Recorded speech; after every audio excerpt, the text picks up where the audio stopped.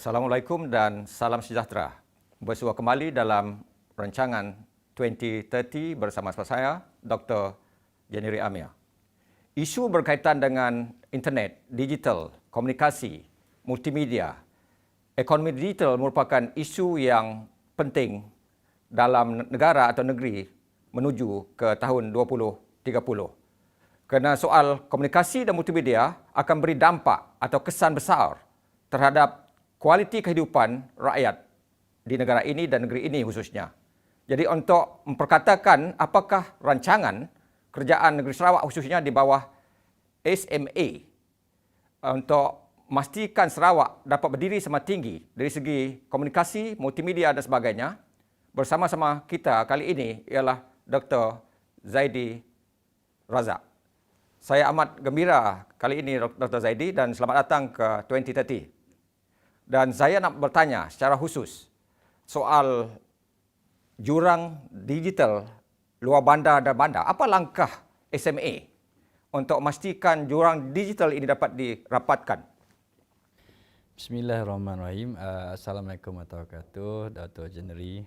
Dan terima kasih atas jemputan kepada saya selaku Pengurus Sarawak Multimedia Authority. Sarawak Multimedia Authority telah dipertanggungjawabkan untuk melaksanakan ataupun merapatkan jurang telekomunikasi antara bandar, luar bandar dan juga pendalaman. Ya. Oleh itu kita telah melancarkan beberapa program khususnya untuk negeri Sarawak yang telah dipersetujui oleh Yang Berhormat Ketua Menteri kita, Datuk Petinggi. Kita telah memperuntukkan sejumlah kewangan yang besar. Dalam peruntukan tersebut, kita mempunyai beberapa program. Antaranya program kekal dan juga program yang kita namakan interim sementara. Apa itu program kekal? Program kekal adalah satu program yang mana kita membina menara telekomunikasi di suatu tempat yang kekal, yang tidak boleh dialih-alih lah.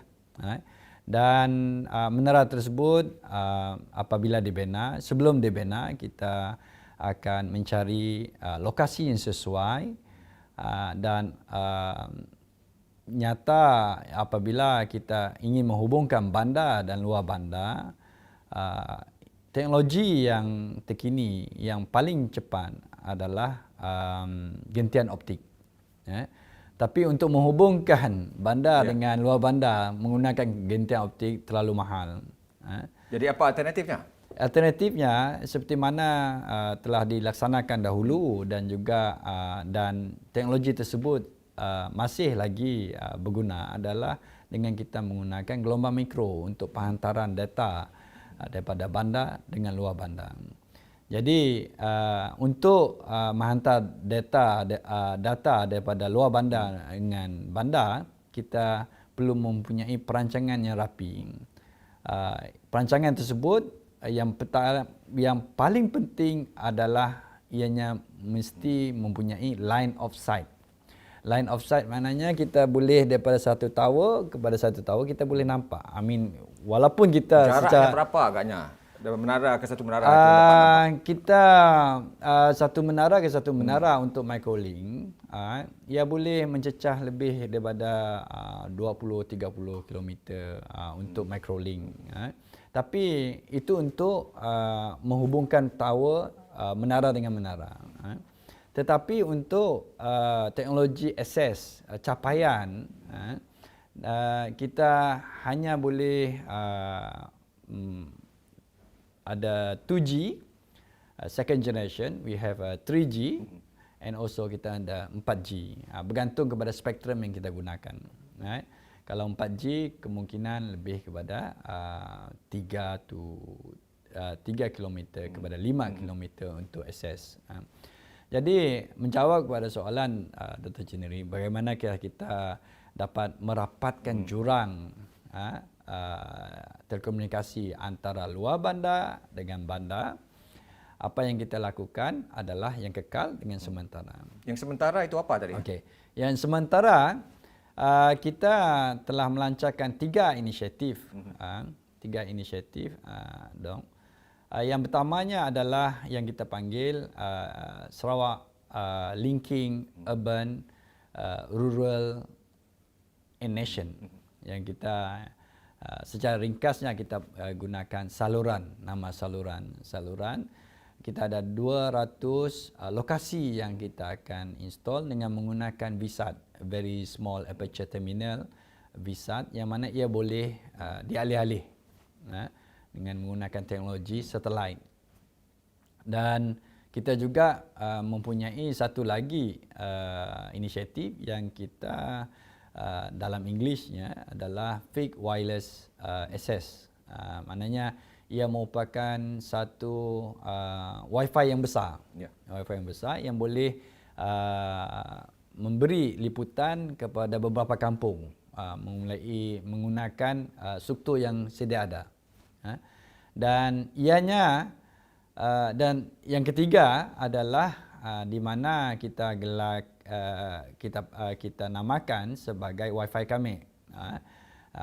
Dan ketiga-tiga tersebut mempunyai pentadbir yang khusus untuk menjaga inisiatif tersebut. Dan ianya apa yang Amat Berhormat Ketua Menteri inginkan adalah satu liputan menyeluruh ke seluruh Sarawak. Sarawak adalah sebesar Semenanjung. Justru target atau sasaran beliau menjelang 2025 ialah 1,400 menara. Kalau data yang saya dapat petik daripada laporan media, betul. Jadi bagaimana setakat ini dapat Dr. Zaidi jelaskan kepada halayak kita dari segi pencapaian setakat ini? Untuk makluman doktor, setakat ini yang menara yang sedia ada adalah sebanyak 2,600 lebih. 636 kalau tak silap saya dalam menara yang ada. Dan kita Kerajaan Sarawak telah membutuhkan 600 menara baru. Dan daripada 600 kita bahagikan kepada 2 fasa. Fasa jadi pertama, ini satu yang begitu ambisius, cita-cita yang amat tinggi, dan untuk kita memperkatakan perkara ini apakah cabaran dan sebagainya, kita berhenti rehat selepas ini, Dr. Zaidi.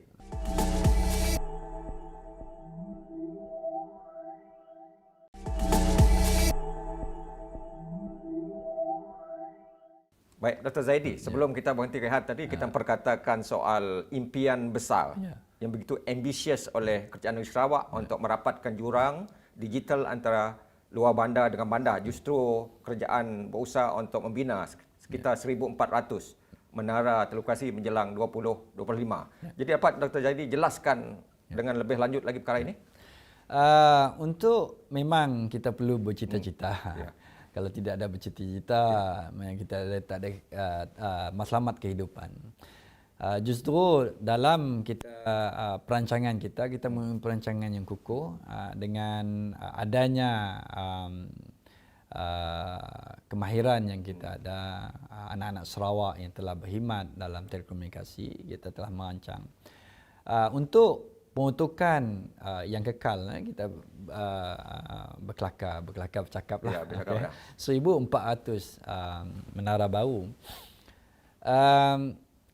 300 yang pertama kita telah melaksanakan dalam 250 lebih tower yang kita telah didirikan. Di mana itu ya? Keseluruhan kebanyakan adalah yang kita panggil suburban, luar bandar, dan ada yang a bit rural area, pedalaman. macam di Luban Ulu. Sekarang ni tengah dah on air, telah memberi servis di Betung, salah satu kawasan yang kita ada. Ianya of course challenges yang kita hadapi, orang kampung bertengkar sama Ya, orang fikir membina menara seperti membina tiang begitu saja. Apa sebenarnya cabaran atau proses yang perlu dilalui, Dr. Lady? Proses yang pertama, kita perlu ada desktop planning. Perangkaan ataupun perancangan yang kita menggunakan platform GIS. GIS is a Geographical Information System seperti macam Google Earth, Map Info. Dan kita membuat satu perancangan yang rapi di mana seperti mana yang saya katakan tadi adalah daripada tower yang baru kepada tower yang sedia ada, ini dapat dihubungkan untuk menghantar balik data kepada ISP, Internet Service Provider, untuk yang akses capaian tadi boleh melayari internet ataupun membuat panggilan. Jadi kita menggunakan desktop planning. Of course, dalam desktop planning kita akan melihat cerun bukit di mana, and untuk menara itu strategik, kita perlu meletakkan menara itu di tempat yang tinggi supaya seperti mana yang katakan tadi adalah line of sight, di mana tower-tower yang baru yang kita bina boleh melihat tower yang kita akan bina sekarang, dan pada masa akan datang juga.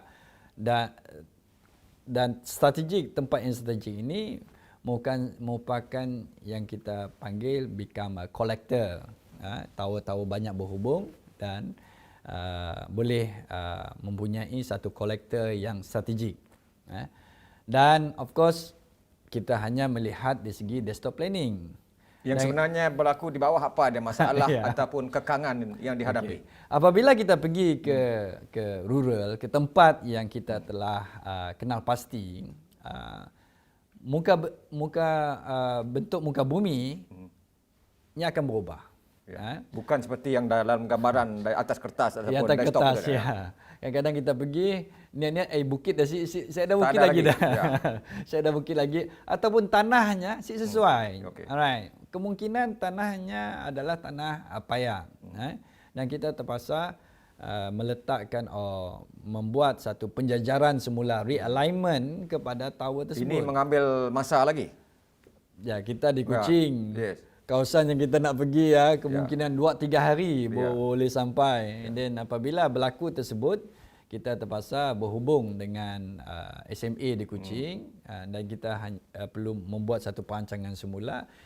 Walaupun lokasinya terlalu dekat, tapi penjajaran tu kena buat semula. Seperti mana saya bagi contoh, Dok. A and B, kita dah melakukan satu perancangan yang rapi di mana ianya boleh berhubung menggunakan line of sight. Tetapi apabila kita alihkan sikit, sudah berubah dah. Sudah berubah. In between, antaranya kemungkinan ada hutan yang tinggi ataupun ada bukit. Dan ia tidak boleh dialih macam ni aja. Jadi apa yang perlu dilakukan dalam proses itu? Jadi kita kena melihat availability availability of other site yang kita boleh pola. And kita kena back to desktop planning and lihat balik, melihat kembali, and then baru kita acquire the land. Itu satu masalah. Jadi Dr. Zaidi bercakap soal tanah. Ada tak masalah lagi berdepan dengan pemilik tanah untuk memastikan menara itu dapat dibina di atas tanah itu? Dalam pendalaman ataupun luar bandar, kebanyakan tanah belum diukur. Tuntutan terhadap NCR, terhadap tanah termuda banyak. Jadi apabila kita mengenal pasti lokasi tersebut, jadi of course sebagai kerajaan yang bertanggungjawab, kita perlu memberi pampasan. Walaupun klaim tersebut, tuntutan tersebut belum kita diverifikasikan. Dan apabila berlakunya identifikasi tersebut, kebanyakan kes yang kita hadapi adalah tuntutan bertindih. Ini bermasalah ya. Tuntutan bertindih maknanya ada orang mengatakan tanah tersebut milik dia. Ya. Dan seorang tersebut mengatakan milik dia. So apabila berlaku tersebut perkara tersebut, jadi kontraktor kita tidak dapat meneruskan kerja. Ini menjejaskan dari segi perancangan awal ya. Yes. Apabila tidak ada titik pertemuan, jadi berlaku pertelingkahan. Berlaku pertelingkahan, kita tidak dapat menunggu bila pertelingkahan tersebut nak diselesaikan. Ini saya fikir rakyat perlu tahu. Yeah. Dan penting untuk Dr. Zaidi jelaskan ini kerana bagi rakyat mereka tak sabar nak pastikan mereka dapat internet dan sebagainya. Rupa-rupanya 1001 masalah yang dihadapi. Bagaimana secara ringkas Dr. Zaidi dalam 45 saat? Apa kesan COVID terhadap perancangan pelaksanaan untuk pastikan menara ini dapat dibina? Apa ada terjejas tak? Ya.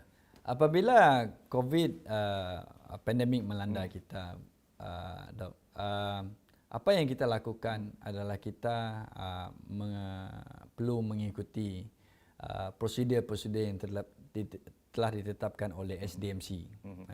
Di SDMC di mana setiap pekerja kita perlu menjalani pemeriksaan ujian COVID dan juga kebanyakan seperti mana pembinaan yang lain kita bergantung kepada orang luar. Jadi maksudnya ini COVID ini menjejaskan dari segi perancangan dan pelaksanaan. Jadi Dr. Zaidi kita berhenti rehat selepas ini dan dalam segmen ketiga kita perkatakan soal ekonomi digital dan sebagainya.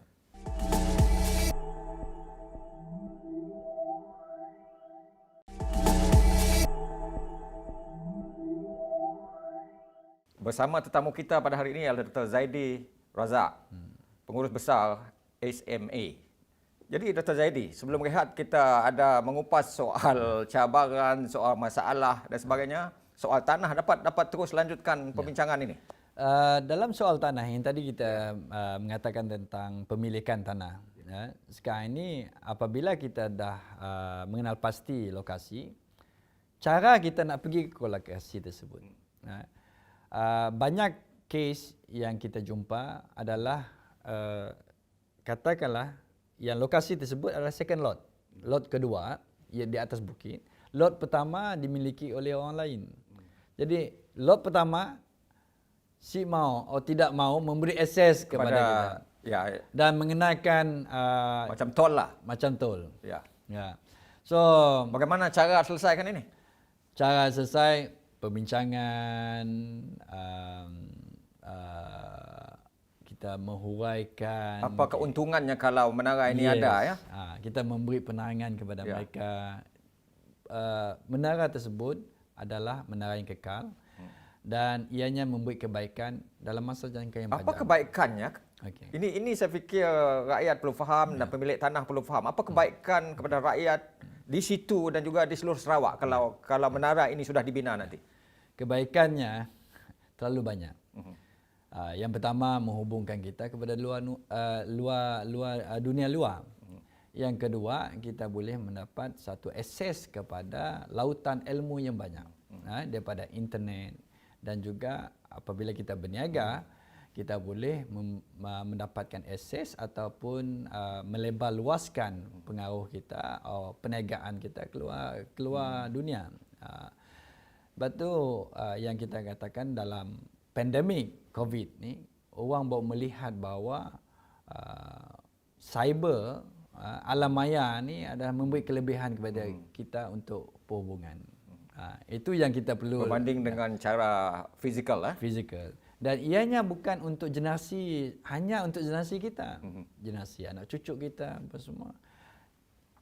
Jika kita membantah lokasi tersebut, apa akan jadi kepada anak cucu kita? Jadi apa harapan dan rayuan dan seruan Dr. Zaidi terhadap rakyat di kawasan Terabit, khususnya pemilik tanah ini? Saya merayu kepada pemilik tanah yang terlibat untuk pembinaan tower menara kita tolonglah fikirkan masa hadapan generasi kita yang akan datang.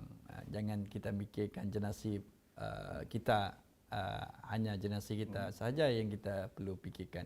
Generasi akan datang yang kita perlukan. Di mana akses kepada internet, kita tidak dapat lari kepada menghubungkan diri kita kepada dunia luar secara maya.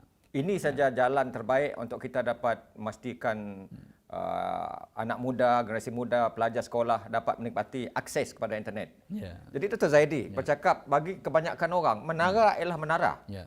Tiang. Ha.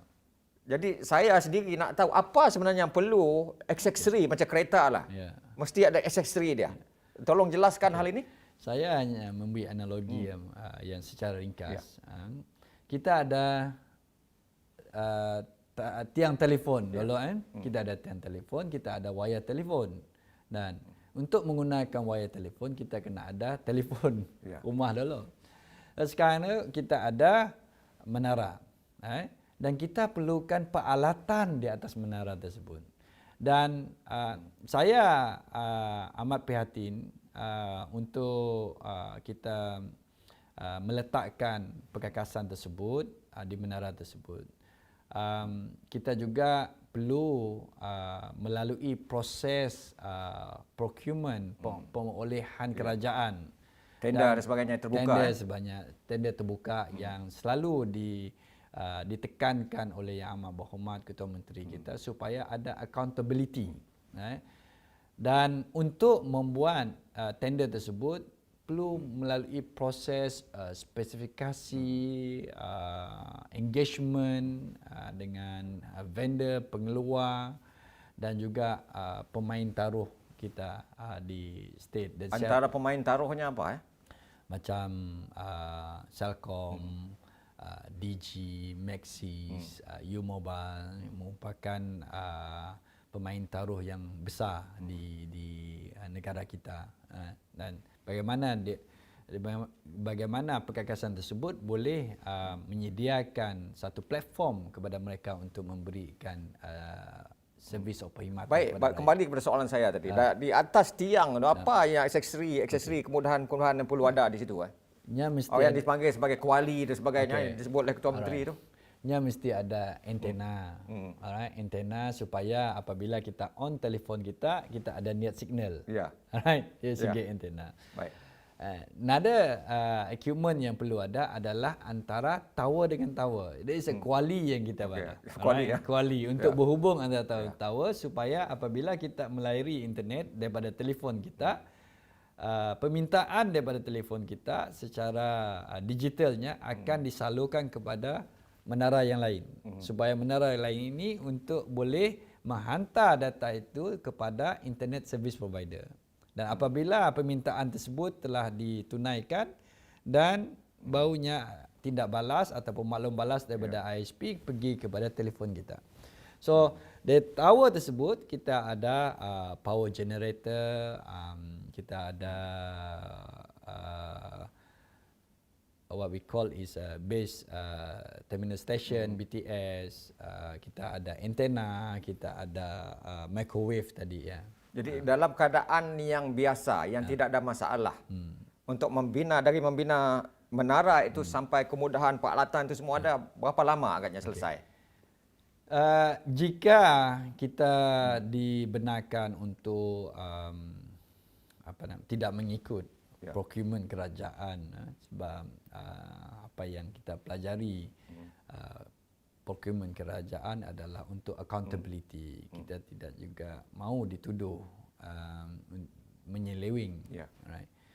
Untuk katakanlah doktor nak binakan satu menara sampai siap. Desktop planning mungkin mengambil masa dalam 1 minggu. Itu kita jelaskan untuk satu tower je, bukannya keseluruhan network kita, keseluruhan rangkaian kita yang tower ya dah ada. Dah sedia ada dan lokasi sedia ada. Untuk kita membina tower dari segi proses untuk membuat dasarnya adalah lebih kurang dalam 2 minggu. 2 minggu. Jadi maksudnya No, 2 minggu untuk dasar. Itu 2 minggu untuk dasar saja dan prosesnya nampak kompleks. Jadi Dr. Zaidi, kita berhenti rehat untuk seketika dan kita jumpa lagi selepas rehat.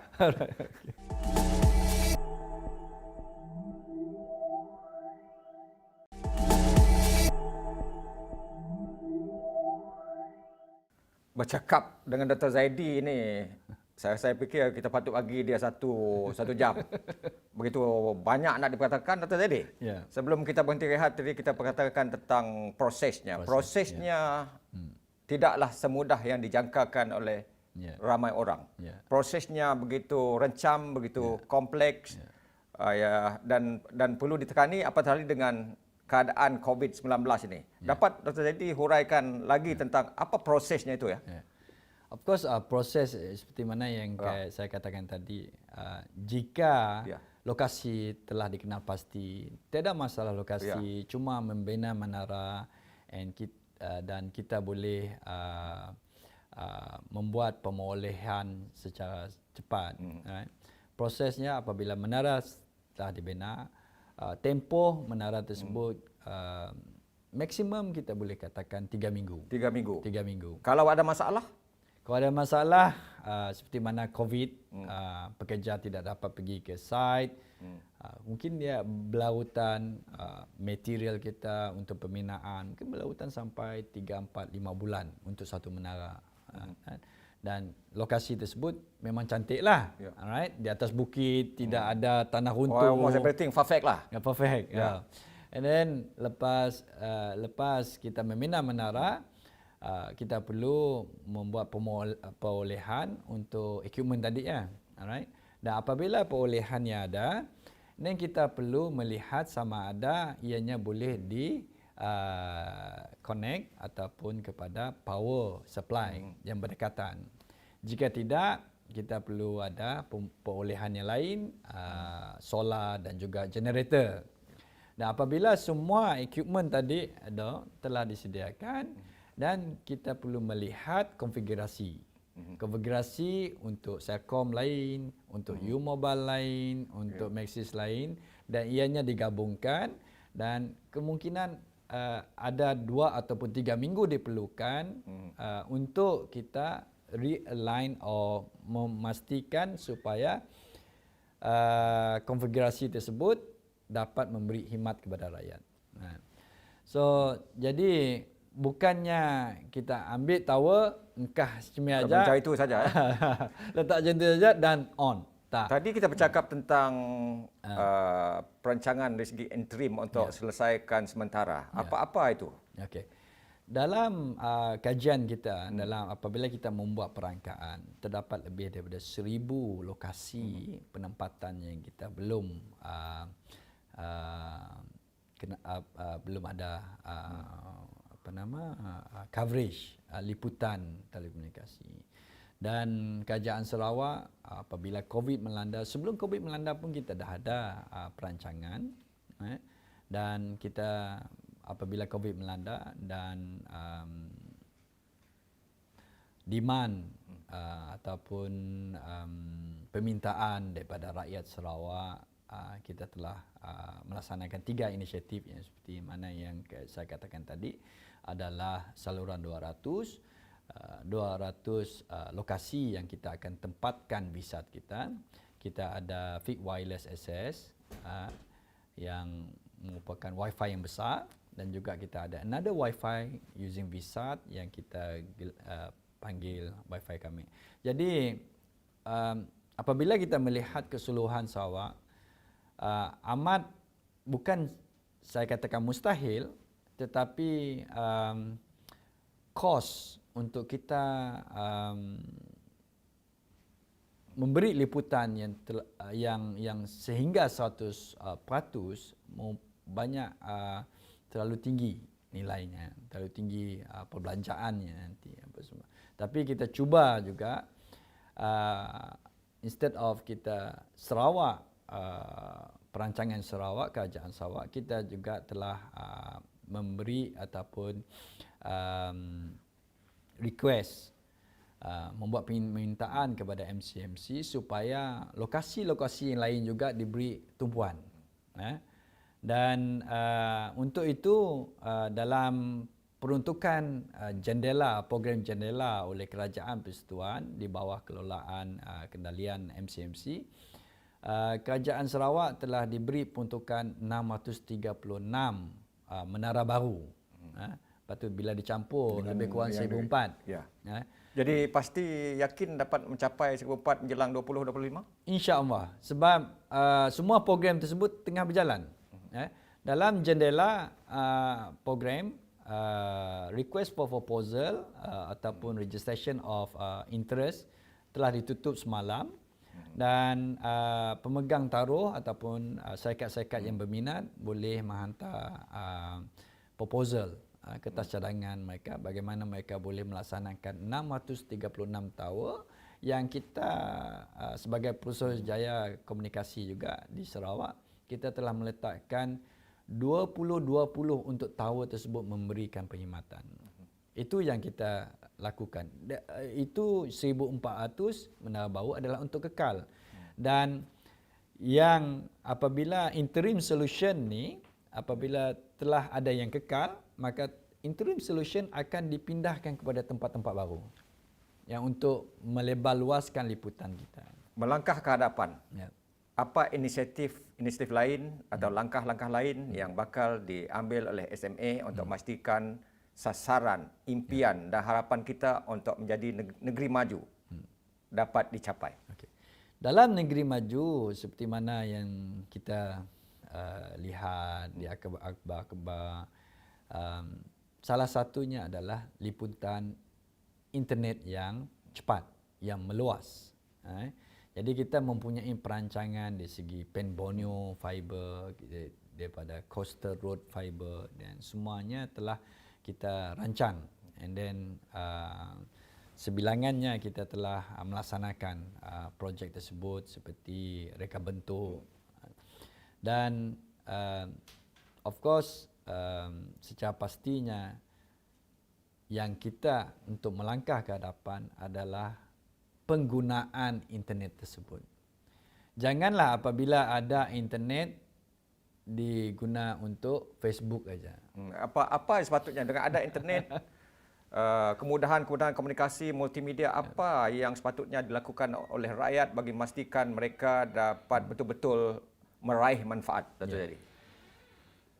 Gunakan internet tersebut sepenuhnya seperti mana untuk mencari ilmu. Bagi pelajar, kita boleh terlibat dalam PDPR, pembelajaran atas talian. Bagi pelajar universiti, kita boleh melihat banyak-banyak jurnal yang boleh kita akses melalui internet. Dan juga bagi peniaga yang kebanyakan keluaran produk-produk di luar bandar, orang bandar minat. Ini babitkan soal ekonomi digital dan sebagainya. I think digital ekonomi kita kena ada satu sesi khas lah. Satu saya kena. Sepatutnya kita bercakap tentang ekonomi digital. Jadi apa lagi yang sepatutnya dilakukan oleh rakyat bagi pastikan mereka betul-betul memperoleh manfaat daripada segala kemudahan yang bakal dinikmati mereka, kerana Kerajaan Negeri Sarawak melalui SMA saya fikir punya impian dan harapan yang begitu tinggi. Pengetahuan adalah kunci kepada kejayaan. Itu yang saya believe, percaya selama ini. Tanpa pengetahuan kita tidak boleh pergi lebih jauh. Jadi penggunaan internet sepatutnya menjurus kepada pengetahuan. Walaupun kita berborak dalam WhatsApp, kita boleh akses dalam WhatsApp. Gunakan WhatsApp tersebut untuk pengetahuan, bukannya untuk membawang. Dan kita harap apabila fasiliti-fasiliti ini diadakan di luar bandar, jangan vandalize. Laku musnah, merosakkan kemudahan yang diperuntukkan oleh kerajaan, sebab harganya bukannya murah. Satu menara itu berapa ya? kos kalau di luar bandar dengan materialnya, dengan pekerjanya, landnya, kita membuat perbandingan dalam lebih kurang 2 juta untuk 2 juta. physical, operation dan juga installation. Baik Dr. Zaidi, Ya. dalam 1.5 saat sebagai pengurus besar SMA, Sarawak yang bermana yang Dr. Zaidi harapkan, impikan dalam 10 atau 9 tahun akan datang menjelang 2030? Ya. Ringkas, secara ringkas. Ringkas, Ya. Apa yang kita harapkan, seperti mana yang diutarakan oleh Yang Amat Berhormat Ketua Menteri, kita merupakan pakar rujuk kepada negeri-negeri lain. Kita menetapkan benchmark yang tinggi. Benchmark yang tinggi, yang mana kita dalam 5 atau 10 tahun bukan setakat kepada negeri-negeri lain di Malaysia, tetapi kemungkinan besar merupakan pakar rujuk kepada negara-negara di Asia. Baik Dr. Zaidi, menarik sekali perbincangan apa boleh buat. Kita ada waktu yang begitu singkat. Jadi kita nak jemput Dr. Zaidi lagi selepas ini. Jadi para penonton sekian, soal internet, digital adalah soal yang akan menentukan masa depan negara. Maju mundurnya negara negeri Sarawak sebenarnya juga bergantung pada sejauh mana kita dapat memberi kemudahan dari segi komunikasi, multimedia dan sebagainya kepada rakyat negeri. Dan saya percaya bahawa melalui SMA kita akan dapat merealisasikan impian itu. Jadi penonton sekalian, sehingga jumpa lagi minggu depan. Salam hormat.